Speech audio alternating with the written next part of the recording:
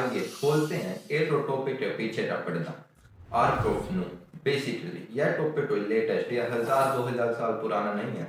यह टॉपिक है पूरे 4500 साल से भी पुराना। इस टॉपिक को समझने से पहले आपको इन दो वर्ड्स आर्क और नू का मतलब पता होना चाहिए। आर्क वर्ड एक लैटिन वर्ड आर्का से आया है, जिसका मतलब होता है बोट्स और कंटेनर। लेकिन इस टॉपिक में इसका मतलब है एक ह्यूज वेसल्स, और वो ह्यूज वेसल्स एक शिप है। कोई मॉडर्न कार्गो शिप नहीं, बल्कि एक वुडन शिप। और नू इंडिकेट करता है एक प्रॉफिट को, यानी जो भगवान का संदेश सब लोगों तक पहुंचाता है। ये सब आपके ऊपर से जा रहा होगा, लेकिन आप एक बार आर्क ऑफ नू की स्टोरी सुन लीजिए, फिर आपको सब कुछ क्लियर हो जाएगा। बहुत पुराने टाइम की बात है, जब दुनिया में लोग बहुत बुरे काम करने लगे थे। इंसान जुल्म, पाप और हिंसा में डूब गया था।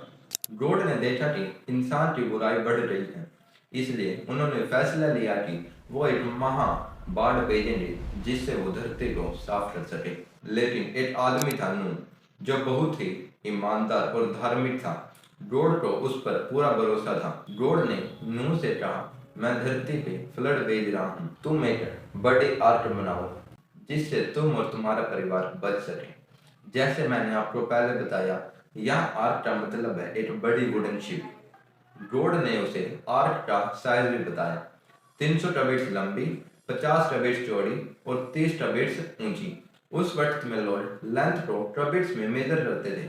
1 टबेट बेसिकली 1.5 फीट होता था। 1 टबेट का मेजरमेंट बेसिकली एल्बो से लेकर हमारी मिडिल फिंगर तक होता था। आपको यह स्टोरी अच्छे से समझ आ जाए, इसलिए मैंने उस वुडन शिप की लेंथ, विड्थ और हाइट फीट्स में कन्वर्ट कर दी है।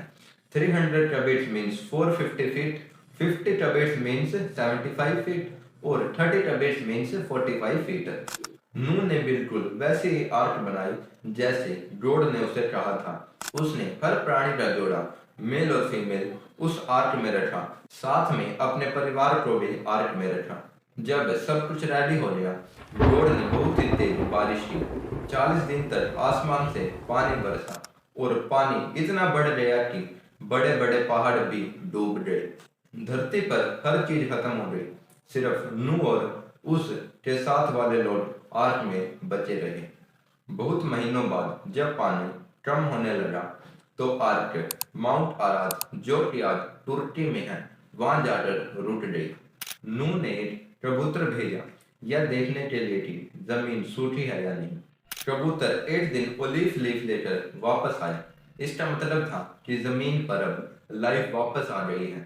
तब गॉड ने नूह से कहा कि अब तुम आर्क से बाहर आ जाओ और फिर से दुनिया को बसाओ।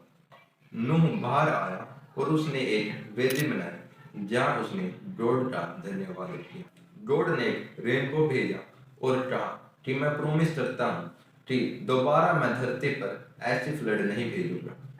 और उस दिन से रेनबो एक प्रॉमिस का सिंबल बन गया। गॉड और नूह के बीच पीस के साइन था। यह पूरी मिथोलॉजी होली बुक बाइबल में लिखी गई है। मैं इस स्टोरी का लिंक डिस्क्रिप्शन में डाल दूंगा, जिससे आप यह स्टोरी और बारीकी से पढ़ सकते हैं। अब बात करते हैं साइंटिस्ट का क्या मानना है इस पे। क्या इसके कोई साइंटिफिक प्रूफ मिले हैं? साइंटिस्ट का कहना है कि उस टाइम पे 450 फीट लंबी वुडन शिप बनाना इम्पॉसिबल था, क्योंकि उस टाइम पर इतने बड़े बड़े टूल्स नहीं थे जो आज मौजूद हैं। आज 450 फीट लंबी शिप बनाने के लिए बड़े बड़े टूल्स का यूज होता है, जो कि उस वक्त नहीं थे।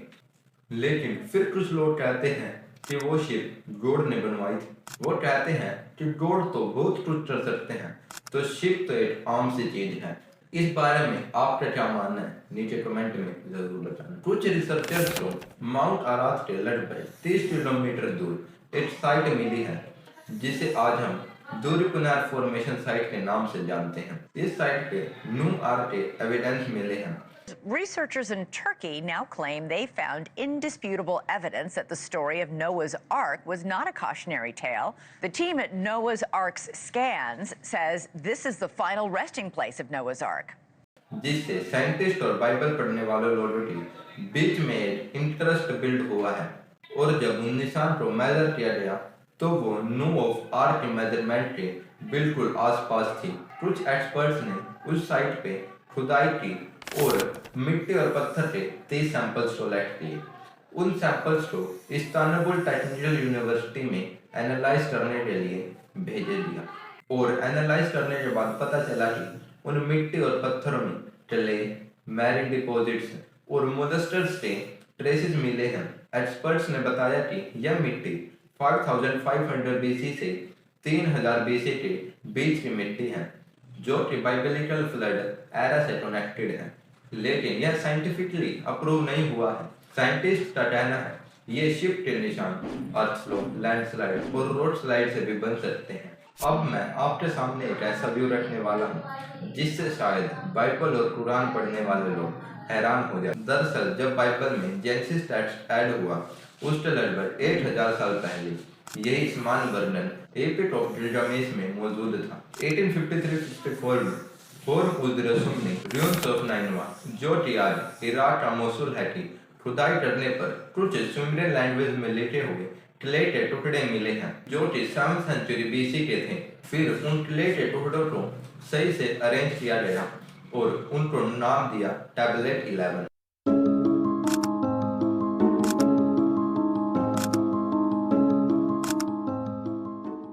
और फिर 1872 में जॉर्ज ने उस टैबलेट को इंग्लिश में ट्रांसलेट किया और उस टैबलेट को पढ़ के एंड्रयू जॉर्ज की आंखें खुली रह गई, क्योंकि आर्क ऑफ नूह जैसी सिमिलर मिथोलॉजी उन नोट्स में भी थी जो एंड्रयू जॉर्ज ने डिकोड किए थे। Epic of Gilgamesh Sumerian language में थी।